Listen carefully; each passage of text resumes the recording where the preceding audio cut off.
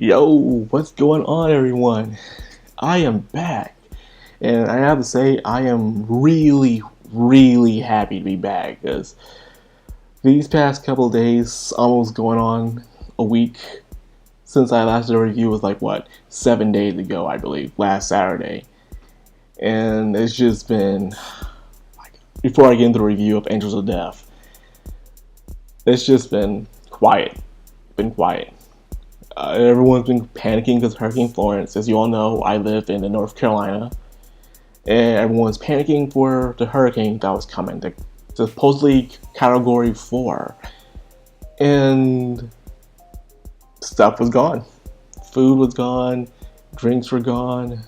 We had all we need for right now, but still, the way everyone went crazy. So, Judgment Day came. Everything is quiet. No one was outside. Well, some idiots were outside. I don't know why. The wind finally blew and the rain came. But nothing happened. Jack shit happened. So, all the preparations, I even in the room, these posters behind me, this chair, all this, I wasn't even in this room. My whole entire room was completely empty. I put everything into my closet, and I put it inside suitcases. So if anything does happen, it'll be inside a suitcase, and the suitcase have my names on it. So just being prepared. But it's already Saturday, and all that's been happening is just rain. I know my old place I lived in before, some damage happened there. But here in Charlotte, nothing freaking happened. So wow. So I had to take everything out of the closet, set it all back up, and now I'm giving you this review of Angels of Death, episode 11. So now, further ado, let's get into a review. Now, this episode got into more philosophy, more religional philosophy of God. What is God? What is a God or the God? Everyone has different perspectives and beliefs around the world. Even when it comes to the same religion, for some reason, even with the book in hand, people can't agree on the same thing. I bet you if you have two people in the room and they have the same religion and the same Bible, the two still can't agree on what they're reading. For some reason, they'll have different perspectives despite the rules that are inside the book. This episode portrays that perfectly between the priest and Rachel Gardner. You see, when I first seen the priest, I thought he was a normal, God rush being kind of person. But no, it's not like that. He has himself a kind of authority complex where he believes himself to be God as well, at least the closest thing in the place they were. He was there to judge, and he was the executioner. Judge, jury, and executioner. And because of that, he believed what Rachel was a witch. In a way, he was right about Rachel. Rachel was being selfish and pretty much using everyone for her own means. But then again, what was Rachel's perspective of God? We never really understood that really. She was a very religional person, but who was her God? At first, her God was dead. It never existed. Because the way she saw things, it was very childish. Then again, she is only 14 years old. So, like most people, they could fall into despair or they'll switch over beliefs. In Angel's situation, Rachel's, she decided she had Zach become her God. In a place where her backstory is, she sees nothing but Zach. Zach will be her salvation, her ends to a means, one might say. Zach is the person that kept his promise. He never lies. Despite being a murderer, he is the most purest thing in the show. Which is very ironic, coming from a guy who just loves killing people. But seeing his backstory, you kind of feel sorry for him in the end. So there's also that as well. So, getting into the philosophy of what I see that poster back there. I see it.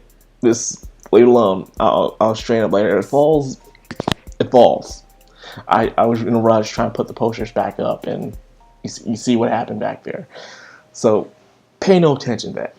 Let's talk about the philosophies of God. As in other religions, people believe there's the existence of God.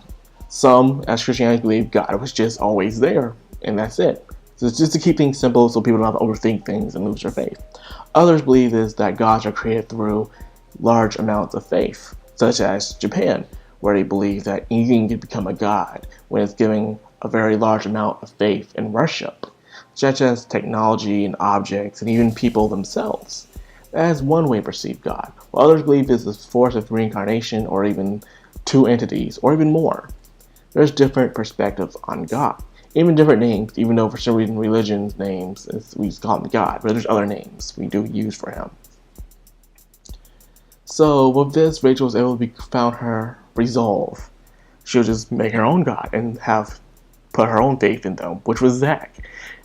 And because of that, she was able to overcome the risk trial in the end, and was able to get the grand prize, the medicine, in order to help Zack. And because of this, Zack is for some reason alive again. Surprised he's not dead, but this guy is really, really hard to kill, seeing more into his backstory, as she asks how did he get the burns. And it turns out in the past, some asshole tried to set him on fire, but he took him down with him. So, yeah, ever since Zack was a little kid, he had a fight. He had a fight for his life, and that's the reason why he is so strong now, and it's really hard to kill. He has a sense of will to live, even though he has nothing to really live for, which is also ironic, too. Yeah. Now, getting further than that, we also see the chemistry that I did miss within the show between Rachel and Zack, especially when the scene where they're talking in the church, and they're talking about the priests, and she, not many get it, but there was a little priest joke there, where she was like, the priest must have a soft spot for you, and he started to barf.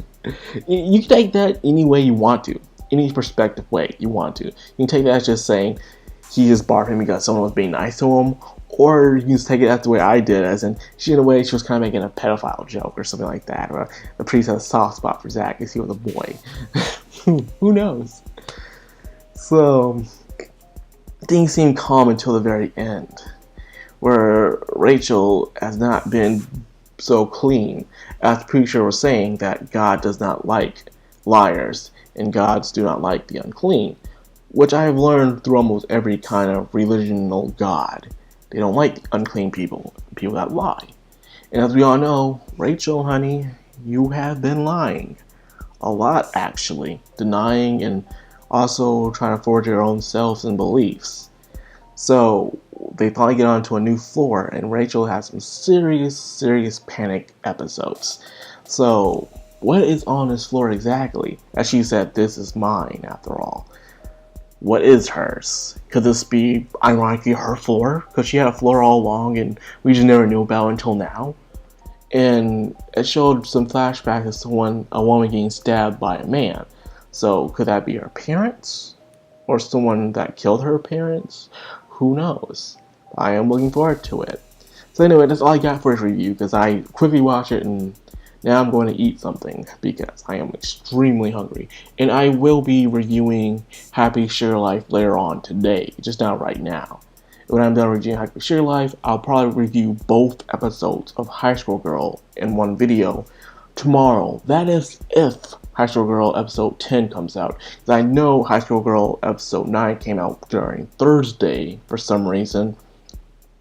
So I'm going to review that tomorrow. Both episodes, if they both come out. If only one comes out, just that one, I'll review that one. And that's it. So anyway, that's all I got to review. I hope you guys enjoyed it. I hope you're enjoying Angels of Death.